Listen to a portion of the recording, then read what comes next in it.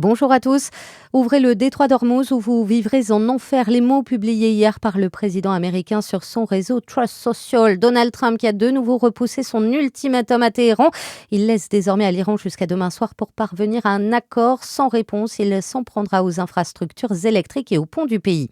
Un nouveau volet judiciaire s'est ouvert hier en marge de l'incendie meurtrier survenu la nuit de la Saint-Sylvestre dans un bar de la station suisse de Crans-Montana. Les services de secours du canton suisse du Valais ont saisi la justice après la diffusion d'appels d'urgence passés la nuit du drame. Une plainte pénale qui porte sur des faits de violation du secret professionnel. 6 communes des Ardennes annoncent déposer plainte contre X en raison de la contamination de leur sol aux polluants éternels. Pollution qui a rendu leur eau non potable depuis juillet dernier.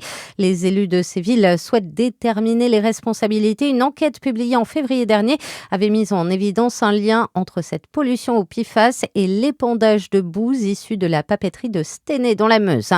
Le sommet One Health s'ouvre aujourd'hui à Lyon. Chefs de gouvernement, ONG, scientifiques et représentants de la société civile doivent se rencontrer pendant 2 jours. Ce sommet vise à faire le lien entre la santé et l'environnement.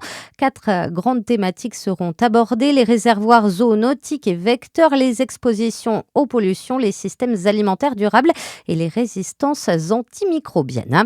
Le gouvernement français prévoit de pérenniser dans la loi l'utilisation des titres restaurants dans les grandes surfaces et de pouvoir les utiliser le dimanche. Une idée qui provoque la colère des restaurateurs. Les syndicats réclament la mise en place d'un plafond de dépenses différents en magasin et en restaurant. Et puis les premiers gagnants de la loterie Céline Dion seront fixés sur leur sort aujourd'hui. La chanteuse québécoise donnera à l'automne prochain toute une série de concerts à Paris La Défense Arena. Si vous êtes sélectionné, vous aurez droit d'acheter 6 places maximum dès demain matin. Bonne journée à tous.